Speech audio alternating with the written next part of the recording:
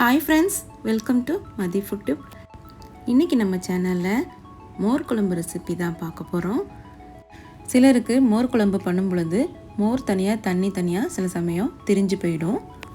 அந்த மாதிரி ஆகாமல் எப்படி பண்ணுறதுங்கிறத இன்றைக்கி பார்க்கலாம். இந்த மோர் குழம்பு நல்ல க்ரீமியாக கடைகளில் கிடைக்கிற மாதிரி செம்மையாக டேஸ்டியாக இருக்கும். வாங்க இந்த சூப்பரான மோர் குழம்பு எப்படி பண்ணலான்னு பார்க்கலாம்.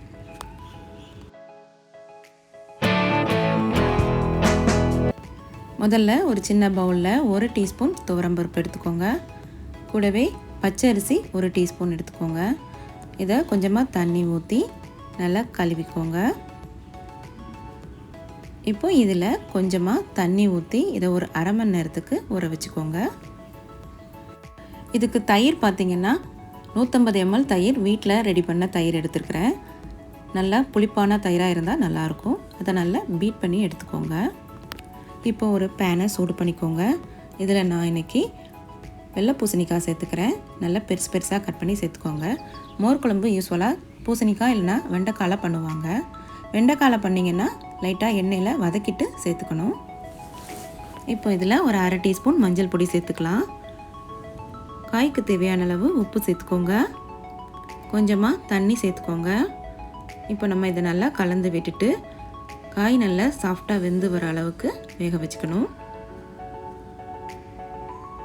இப்போ நம்ம அரைக்க வேண்டியதை பார்த்துடலாம். ஒரு மிக்ஸி ஜாரில் நம்ம ஊற வச்ச அரிசியும் பருப்பையும் சேர்த்துக்கோங்க. கூடவே பச்சை மிளகாய் 3. தயிரோட புளிப்பை பொறுத்து நீங்கள் பச்சை மிளகாவோட அளவை கூட்டிக்கலாம். இப்போ நம்ம துருவின தேங்காய் ஒரு 3 டேபிள் ஸ்பூன் சேர்த்துக்கோங்க. ஜீரகம் 1 டீஸ்பூன் சேர்த்துக்கோங்க. இப்போ இதை நைஸாக அரைச்சி எடுத்துக்கலாம். கொஞ்சமாக தண்ணி ஊற்றி நல்லா வலுவலுன்னு அரைச்சி எடுத்துக்கிடணும். இந்தளவுக்கு நைஸாக அரைச்சி எடுத்துக்கோங்க. காய் நல்லா வெந்துடுச்சு. இப்போ நம்ம அரைச்சி வச்ச அந்த பேஸ்ட்டை அதில் சேர்த்துடலாம். இப்போது மிக்ஸி ஜாரை கழுவி அதையும் சேர்த்துக்கோங்க. கொஞ்சம் தண்ணி அதிகமாக சேர்த்துக்கோங்க. ஏன்னா நம்ம அரிசி பருப்பெல்லாம் சேர்த்து அரைச்சி போட்டதுனால குழம்பு ரொம்ப கட்டியாயிடும். அதனால் கொஞ்சம் தண்ணி அதிகமாகவே சேர்த்துக்கோங்க. தண்ணி சேர்த்தக்கப்புறமா கொஞ்சம் உப்பு போட்டுக்கலாம். போட்டு நல்லா மிக்ஸ் பண்ணிவிட்டு இப்போ நம்ம சேர்த்த பருப்போடைய பச்சை வாசனை போகிறதுக்கு இது நல்லா கொதிக்க விடணும். குழம்பு நல்லா கொதிச்சுட்டு பச்சை வாசனை எல்லாம் போயாச்சு. இதை நல்லா மிக்ஸ் பண்ணி பாருங்கள். நல்லா கெட்டியாகிடுச்சு.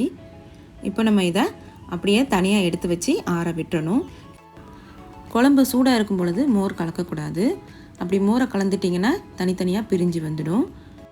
கண்டிப்பாக ஆற விட்டுருங்க. இப்போ ஒரு பேனை சூடு பண்ணிக்கோங்க. அதில் 1 டீஸ்பூன் வெந்தயம், 1 டீஸ்பூன் ஜீரகம் சேர்த்து இதை எண்ணெய் இல்லாமல் வறுத்துக்கணும். ஜீரகமும் வெந்தயமும் நல்லா கலர் மாறிடுச்சு. இந்த மாதிரி வெடிக்கணும். அது வரைக்கும் வறுத்துக்கோங்க.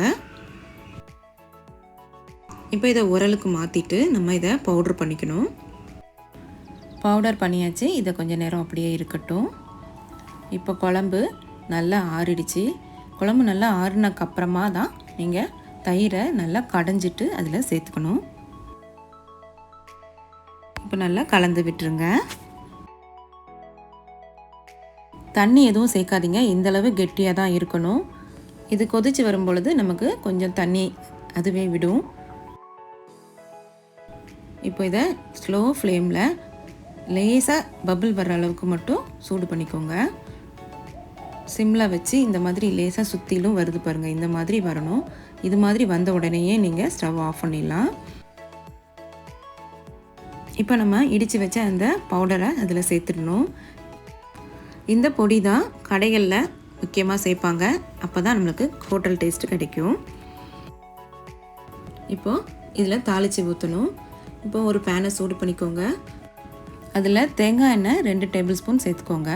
மோர் குழம்பு தேங்காய் எண்ணெயில் தாளிச்சிங்கன்னா ரொம்ப டேஸ்ட்டாக இருக்கும். உங்கள்கிட்ட இல்லைன்னா நீங்கள் நல்லெண்ணெயில் கூட செய்யலாம். எண்ணெய் சூடானதுக்கப்புறமா கடுகு உளுந்தம்பருப்பு 2 டீஸ்பூன் சேர்த்துக்கோங்க. கடுகு நல்லா பொரியட்டும். இப்போது காஞ்ச மிளகாய் 2 சேர்த்துக்கோங்க. நான் வெங்காயம் வடகம் சேர்த்துக்கிறேன். மோர் குழம்புக்கு வெங்காயம் வடகம் போட்டால் நல்லாயிருக்கும். அப்படி இல்லைன்னா சின்ன வெங்காயத்தை சின்ன சின்னதாக கட் பண்ணி சேர்த்துக்கோங்க.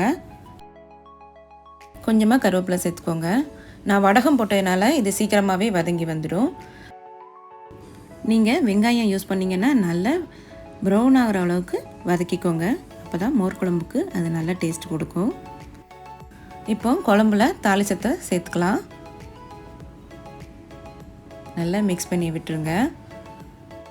மோர் குழம்பு பண்ணும் பொழுது மசால் வடையும் சேர்த்து பண்ணுங்கள். அது மோர் குழம்புல சேர்த்து சாப்பிடும் பொழுது ரொம்ப டேஸ்ட்டாக இருக்கும். மசால் வடை ரெசிபி சேனல் ப்ளேலிஸ்ட்டில் இருக்குது, செக் பண்ணிக்கோங்க.